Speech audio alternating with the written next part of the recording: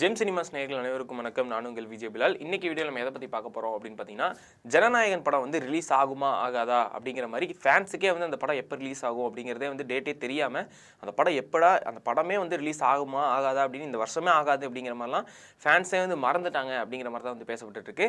அங்கங்கே இப்போ அந்த செய்திகள் வந்து எப்போ ரிலீஸ் ஆகுது, அந்த கேஸை வாபஸ் வாங்கிட்டாங்க அப்படிங்கிற மாதிரி பேச்சு இருந்தாலும் இப்போ அதுக்கு அந்த படத்துக்கு அடுத்தடுத்து ஒவ்வொரு பிரச்சனைகள்லாம் வந்துட்டே இருக்குது அப்படின்னு தான் வந்து சொல்லணும்.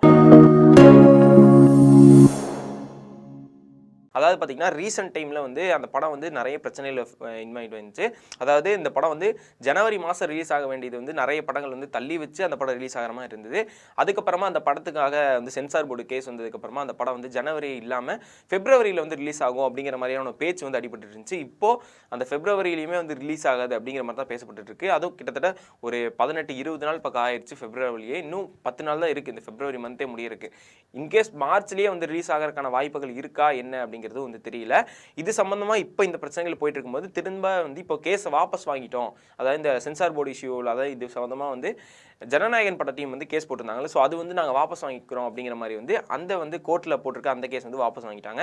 இந்த விஷயம் வந்து இப்போ போயிட்டு இருக்கும்போது திரும்ப வந்து இந்த படத்தை வந்து சென்சார் போர்டுக்காக ரீவாட்ச் பண்ணுறது அந்த விஷயமா வந்து போயிட்டு இருக்கும்போது தான் இப்போ கனடாவில் இருக்கக்கூடிய அந்த சினிமா இண்டஸ்ட்ரியில் இருக்கவங்க, அதாவது ஜனநாயகம் படம் வந்து அங்கே ரிலீஸ் பண்ண முடியாது அப்படிங்கிற மாதிரியான அவங்க சைட்லேருந்து ஒரு தரப்பை வந்து ஒரு நோட்டீஸ் வந்து வெளியே விடுறாங்க. இதுக்கு வந்து படத்து சைட்லையோ இல்லை விஜய் சார் சைட்லேருந்தோ எந்த ஒரு பதிலுமே, இதுக்கு வந்து எந்த ஒரு திருப்பி இப்படி ஏன் நடந்திருக்கு எதனால அப்படிங்கிற எந்த ஒரு ஆன்சருமே இல்லாதனால இது கன்ஃபார்ம் அப்படிங்கிற ஒரு நியூஸுமே இருக்குது. அதாவது யார்க் அப்படிங்கிற அந்த பத்திரிகையிலேருந்து இதை வந்து வெளியே விட்டுருந்தாங்க.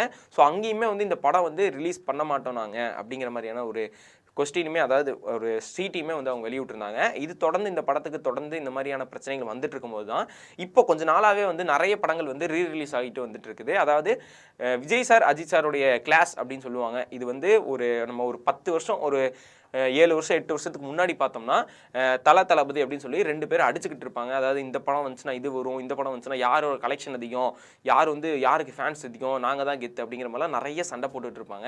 அது வந்து இப்போ ரீரிலீஸ் கலாச்சாரமாக திரும்ப ஆரம்பிக்க போகுது அப்படிங்கிற மாதிரியான ஒரு செய்தி தான் வந்து பரபரப்பாக போயிட்டுருக்கு. என்ன அப்படின்னு பார்த்தீங்கன்னா ஃபர்ஸ்டெல்லாம் வந்து இந்த மாதிரி சண்டை போட்டுருப்பாங்க. அது வர வர அப்படி ஒவ்வொரு வருஷமாக வர வர அதெல்லாம் கம்மியாயிருச்சு. அதாவது கலெக்ஷன் சம்மந்தமாக போயிட்டாங்க.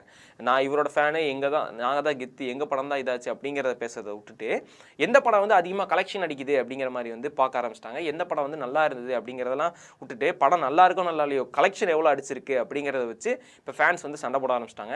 தளபதின்னு இருந்தவங்க எல்லாருமே நிறைய அவங்கவுங்களுக்கு வந்து நாங்கள் வந்து சிம்பு ஃபேன், நாங்கள் வந்து தனுஷ் ஃபேன் மாறி மாறி எல்லாருமே வந்து ஒவ்வொரு பக்கம் ஒவ்வொரு விதமாக போயிட்டாங்க. இப்போ திரும்ப வந்து ரீரிலீஸ் பண்ணவா, அதாவது நிறைய படங்கள் வந்து ரீரிலீஸ் பண்ணிட்டு வந்துருக்காங்க. முக்கியமாக இப்போ ரீசெண்டாக என்ன வருது அப்படின்னு பார்த்தீங்கன்னா தளபதி படமும் ஒவ்வொன்றா ரிலீஸ் பண்ணப்பட்டு வந்துட்டு இருக்கு. ஸோ அதனாலேயே வந்து எல்லாரும் திரும்ப வந்து அந்த கிளாஸ் பக்கம் போயிட்டு இருக்காங்க. இப்போ கூட இந்த 20ஆம் தேதி வந்து துணிவு படம் வந்து ரிலீஸ் ஆகுது. அதே டைம்ல தான் வந்து கில்லி படம், இந்த கில்லி படம் வந்து போன வருஷம் அதாவது 2024 வந்து ரீலீஸ் பண்ணப்பட்டுச்சு. அப்போ ரீலீஸ் பண்ணப்பவே என்ன சொன்னாங்க அப்படின்னு பார்த்தீங்கன்னா இப்போ வரை ரீரிலீஸ்லேயே வந்து ஃபர்ஸ்ட் இடத்துல கலெக்ஷனில் இருக்கிறது எது அப்படின்னு பார்த்தீங்கன்னா கில்லி படம் தான்.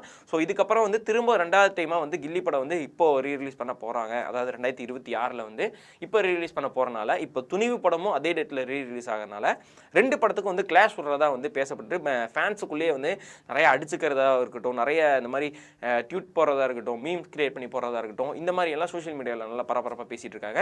ஸோ இது மட்டும் இல்லாமல் இப்போ தெரி படமும் வந்து ரிலீஸ் ஆக போகுது அப்படிங்கிற ஒரு அப்டேட்டும் இருக்குது. இப்போ 20ஆம் தேதி இந்த படம் கில்லி ரிலீஸ் ஆச்சுன்னா 27 வந்து இந்த தெரி படம் வந்து ரீரிலீஸ் பண்ண போகிறதா வந்து பேச்சு அடிபட்டு இருக்கு.